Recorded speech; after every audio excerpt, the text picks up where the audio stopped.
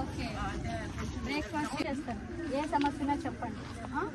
ఇక్కడ నేను అన్ని విజిట్ చేస్తాను. మేమంతా వచ్చింది అందుకే. పవన్ కళ్యాణ్ గారు ప్రతి ఒక్క హాస్టల్, బీసీ హాస్టల్, అన్ని హాస్టల్స్, ముఖ్యంగా మహిళలు ఎక్కడున్నారో ఈ హాస్టల్స్ అన్ని పరిశీలించి వాళ్ళకి ఏమేమి సమస్యలు ఉన్నాయి, వ్యక్తిగతంగా కానీ ఎవరైనా ఇబ్బంది పెడుతుంటే కానీ, లేకపోతే అక్కడ హాస్టల్లో వార్డెన్స్తో కానీ ఉంటారు కదా కొంతమంది, ఎవరన్నా చదువు పరంగా ఇబ్బంది పెడుతున్నారు, లేకపోతే ఇంకా విశేషాలు ఏమన్నా ఏదో ఒకటి ఉంటాయి కదా, ఒత్తిడిలో తీసుకుంటూ ఉంటారు కదా, చెప్పరు కదా బయటికి. పేరెంట్స్కి చెప్పుకుంటారా అంటే వాళ్ళు ఏమో తిడతారేమో అని భయం. అవునా కదా, వీళ్ళు కావాల్సిన చెప్తున్నారేమో, చదువు వద్దనుకొని చెప్తున్నారేమో, లేకపోతే లీవ్ కావాలని చెప్తున్నారేమో అనుకుంటారని మీరు చెప్పరు కొన్ని. సో మళ్ళీ చెప్తున్నా, ఇలాంటివన్నీ పక్కన పెట్టి మీకే మీరు ఒత్తిడి తీసుకొని ఏ డెసిషన్స్ తీసుకోవడం ఇలాంటివంతా వద్దు.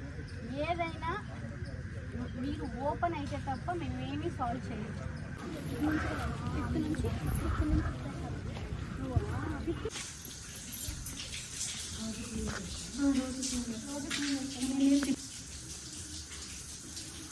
అన్ని లైట్స్ వెలుగుతాయా?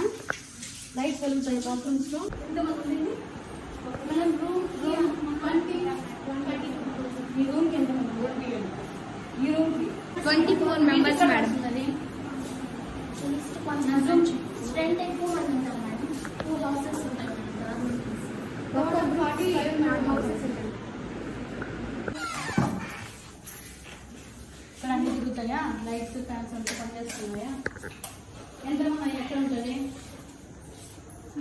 ఎంతమంది ఉంటారు? 22 మెంబర్స్ మేడం. మీరు 24 బాత్రూమ్ ఎక్కుతున్నాయి. మీ వెళ్ళడం ఎట్లుంది? ఒకవేళ డ్రెస్ చేంజ్ చేసుకోవాలంటే అక్కడే చేంజ్ చేసుకొని రావాల్సింది. ఇక్కడే చేసుకుంటాం మరి అక్కడ నుంచి ఎట్లా వస్తుంది అండి? అది చెప్పండి.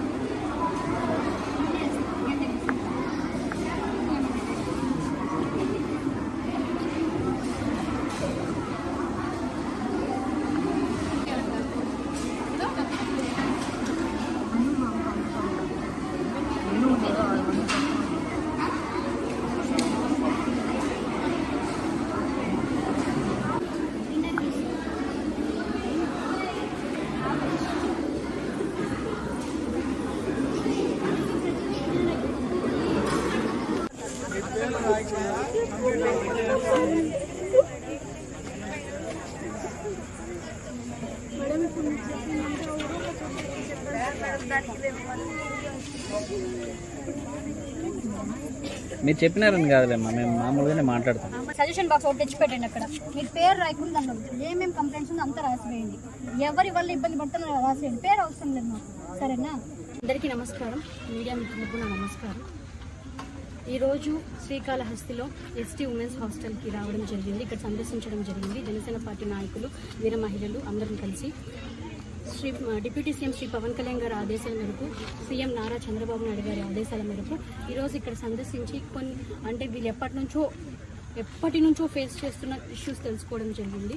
గత ప్రభుత్వంలో నుంచి వీళ్ళు చాలా ఇష్యూస్ అయితే ఫేస్ చేస్తున్నారు. అక్కడ వాళ్ళు ఒకటి విరిగిపోయి చాలా కొంతమంది ఉన్నారు, అబ్బాయిలు వచ్చి ఎంతో ఇబ్బంది పెడుతున్నారని చెప్పి పర్సనల్గా మాట్లాడితే కానీ వీళ్ళు చెప్పలేదు. ఇంతసేపు ఓపెన్ అవ్వలేదు, ఇంకా ఇప్పుడు ఓపెన్ అయ్యారు. అందరూ చాలా ఇబ్బంది పెడుతున్నారని చెప్పారు. అక్కడే కూర్చొని సో ఇమీడియట్గా అక్కడ తాగుతూ కూర్చొని ఇబ్బంది పెడుతున్న అబ్బాయిల మీద యాక్షన్ తీసుకోమని పోలీస్ వాళ్ళకి, అలానే అక్కడ వాళ్ళు ఇమ్మీడియట్గా త్వరితగతిన ఒక 2-3 డేస్లోనే మీకు మాటిస్తున్నాను, ఆ వాల్ కన్స్ట్రక్ట్ చేసే విధంగా మేము ఖచ్చితంగా చర్యలు తీసుకుంటాము. అంతేకాకుండా కొన్ని చోట్ల బాత్రూమ్స్లో కూడా లైట్స్ లేవు, అండ్ ఆర్ఓ వాటర్ అండ్ రా వాటర్ కూడా ఇక్కడ లేదని చెప్పి తెలుసుకోవడం జరిగింది. గత ప్రభుత్వంలో ఎలా వదిలేశారంటే స్టూడెంట్స్ని పట్టించుకోకుండా, ఆల్మోస్ట్ ఈ అమ్మాయి 5th క్లాస్ నుంచి ఇక్కడే ఉంది. సో ఈ అమ్మాయి ఇష్యూస్ చెప్తోంది నాకు. ఇవన్నీ ఖచ్చితంగా పవన్ కళ్యాణ్ గారి దృష్టికి, అలాగే స్థానికంగా కలెక్టర్ గారి దృష్టికి తీసుకెళ్లి త్వరితగతిన ప్రతి ఒక్కటి సాల్వ్ చేస్తున్నానని మీకు అందరికీ మాటిస్తున్నాను. అలానే వీళ్ళు చాలా ఓపెన్ అయ్యారు, చాలా ఇష్యూస్, పర్సనల్ ఇష్యూస్ కూడా చెప్పారు. వీళ్ళందరికీ నా నెంబర్ ఇవ్వడం జరిగింది. మీరు ప్రతి ఒక్కరు ఎటువంటి ఇష్యూస్ అనేది 24/7 అందుబాటులో ఉంటారు. మీరు కాల్ చేసి నాకు చెప్పొచ్చు. Okay madam, thank you. ఖచ్చితంగా కళ్యాణ్ గారి దృష్టికి తీసుకెళ్లి వీళ్ళందరికీ ప్రాబ్లమ్ సాల్వ్ చేస్తానని వీళ్ళకి మాట ఇచ్చాను. ఖచ్చితంగా జనసేన పార్టీ తరఫున కూటమి ఎమ్మెల్యే గారికి కూడా, సుధీర్ గారికి కూడా చెప్పి ఖచ్చితంగా వీళ్ళకి మాట ఇచ్చినట్టు అన్ని ప్రాబ్లమ్స్ ఇమీడియట్ గా, మహిళలు ఇబ్బంది పడుతున్నారు, పిల్లలు, ఆడపిల్లలు, పసిపిల్లలు ఇబ్బంది పడుతున్నారు. 5th క్లాస్ నుంచి ఇంటర్మీడియట్ 2nd ఇయర్ వరకు ఇక్కడ ఉన్నారు. సో వీళ్ళకి స్పేషియస్ గా కూడా లేదు. చాలా గమనించాను. మెస్ లో కూడా ఎక్కడ వాటర్ పడుతూనే ఉందంట, లీకేజ్ ఉందంట. సో రూమ్స్ లో కూడా కొన్ని ఇష్యూస్ చెప్పారు, చాలా నోట్ చేసుకున్నాము. అండ్ శానిటరీ ప్యాడ్ ఇష్యూస్ కూడా చెప్పారు, కొన్ని పర్సనల్ థింగ్స్. అవన్నీ సాల్వ్ చేస్తామని మాట ఇచ్చాను. మీరు వెళ్ళండి మ్యామ్, మేము మాట్లాడేసాం. లక్ష్మీదేవా, సో స్వీట్, థ్యాంక్ యూ.